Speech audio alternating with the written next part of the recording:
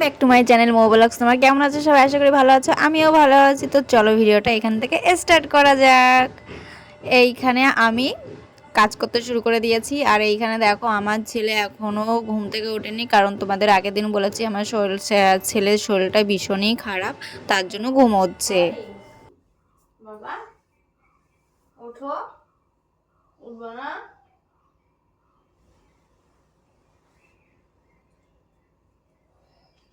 হাত দেবো তো জামা কাপড় মেলা হয়ে গেছে।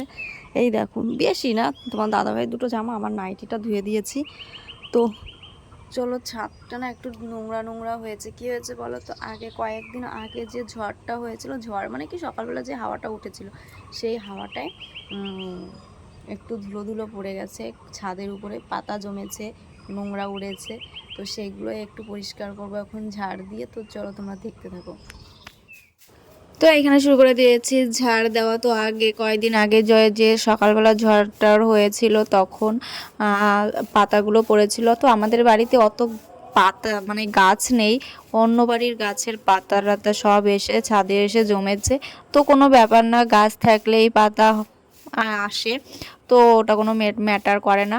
তো চলো, এইখানে তো ঝাড় দিচ্ছি, শুরু করা হয়ে গেছে ঝাড় দেওয়া। আর এই পাশের ছাদটা গাইজ আমাদের কিন্তু পরে বানানো, কারণ এটা হচ্ছে দোকান ঘরের জন্য বানানো হয়েছে পরে। তো তখন তো আগে তো ওই প্ল্যানটা ছিল না যে বাড়িতে একটা দোকান করা হবে।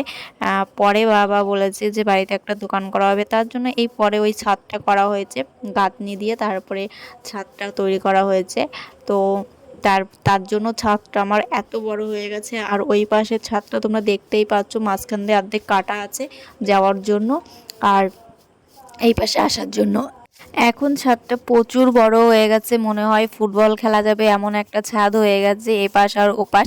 তো আমরা ছাদে খুব কমই আসি, আমিই ধরতে গেলে বেশি আসি, আর সবাই খুবই কম আসে, কারণ আমি ছাদে যখন জামা কাপড় মেলতে আসি তখনই একবার আসা হয়। আর এখন যে এত রোদ্দুরের তাপ দিচ্ছে যে ছাদে আর আসাই হয় না। যখন অনেক জামা কাপড় হচ্ছে ধোয়া হয় তখনই ছাদে আসা হয়, আর যখন অল্প জামা কাপড় থাকে তখন নিচে দিলেই এমনিতেই শুকিয়ে যায়, অত আর ছাদে আসা লাগে না। আর প্রচণ্ড রোদ্দুরের তাপ আর ভীষণ গরম পড়ছে, আবার ভোরবেলা ঠান্ডা পড়ছে, মানে কি বলতো, এই ওয়েদারটা না ভীষণ খারাপ, তার জন্য সবার শরীর খারাপ হচ্ছে, সবার শরীর খারাপ। হ্যাঁ, আমার ছেলের তো এই যে শরীর খারাপ হয়েছে, এবার আমার শাশুড়ি মারও শরীর খারাপ হয়ে গেছে, ওনার ঠান্ডা কাশি লেগেছে, তো ওনারও শরীর খারাপ হচ্ছে। জানি না আমরা কতদিন ভালো থাকবো। ছাদটা তো পরিষ্কার হয়ে গেছে, এই দেখো ছাদে এখন একটাও পাতা নেই, চারিপাশে পরিষ্কার হয়ে গেছে, এই পাশেও। তো চলো আমরা এখন নিচে যাই। ঘরে চলে এসেছি সকালে রান্নাটা করতে। এখানে পটল আর হচ্ছে পেঁয়াজ দিয়ে একসঙ্গে ভাজি করব, আর ভাত করব, আর একটু আলু সিদ্ধ দেবো, তাতেই হয়ে যাবে, যেহেতু সকালের রান্না অতটা লাগে না। তারপরে এসছে এখানে উনুনটা লিপতে, কারণ উনুনটা আগের দিন দেখেছো তোমরা, লেপা হয়নি। তো তার জন্য আজকে চলে এসেছি লেপতে, কারণ কি বলো তো, উনুনটা তো অত রান্না করা হয় না, তার জন্য যখন রান্না করি তখন তার আগের দিন লেপে টেপে রেখে দিই।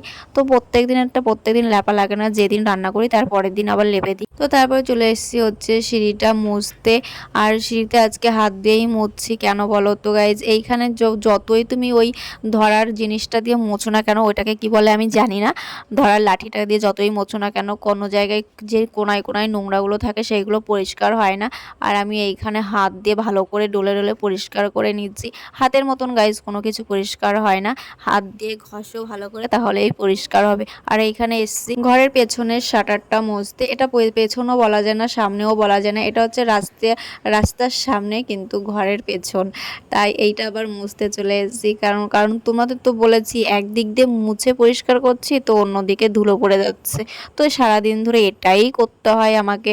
আর এইখানে দেখো ছেলের শরীর ভালো না, তাও বই নিয়ে বসেছে, কারণ বললাম বাবা একটু বসে বসে বই পড়ো, তা না হলে কিন্তু সব কিছু ভুলে যাবে, যেহেতু সামনেই পরীক্ষা। আর এই দেখো আমার পুচকুমার জন্য এনেছে জুতা, পুচকু পুচকুমা কিন্তু বাড়িতে নিয়ে এসেছে আর পুচকুমা ঘুমোচ্ছে।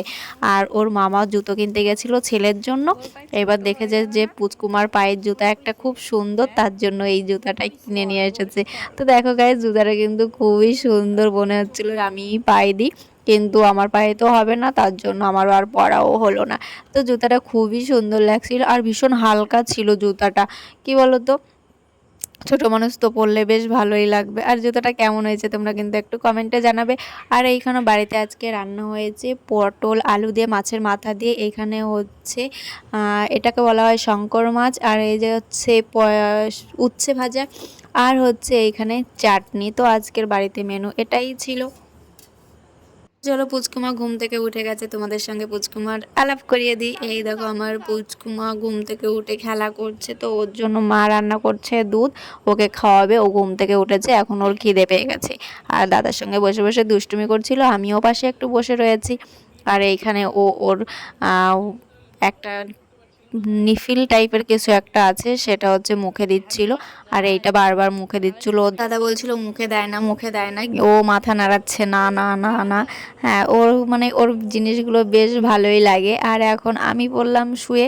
আর এইখানে দেখো পুচকুমার রেডি হয়ে গেছে, কারণ পুচকুমা এখন যাবে বাড়িতে। ওই যে রেডি হয়ে দাদার সঙ্গে বল খেলা, ওই যে বল ছুঁড়ে মারলো, দেখেছো তো কত সুন্দর কিউট। তো এখন বাড়িতে যাবে। আর এইখানে আমার ছেলে খেলা করছে। আর এইখানে দেখো সবাই ঠাকুরনগর থেকে আসছে, আর আমি রাস্তায় দাঁড়িয়ে একটু ভিডিও করছি। তো সবাই ঠাকুরনগর গেছিলো গাইজ, আমাকে যাওয়া হলো না, আমার মনটা ভীষণই খারাপ। তো কোনো ব্যাপার না, চলো সবাই আনন্দ করেছে, ওতেই আনন্দ, আমি ওতেই খুশি।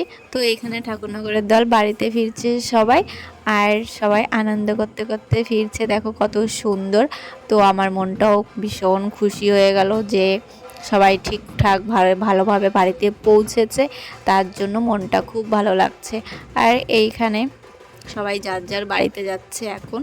তো চলো, রাত্রিবেলা মা মুড়ি মাখাতে গেছিলো, মোয়া বানাতে গেছিলো, সেই মোয়াগুলো বানানো হয়নি গাইস। কি হয়েছে বলতো, গুড়টার পাক বেশি হয়ে গেছিলো, তার জন্য হয়নি ভালো। মা বুঝতে পারেনি যে এটা এই রকম হয়ে যাবে। তো তারপরে আমি এইগুলোকে ঠান্ডা করে কৌটার মধ্যে রেখে দিয়েছি।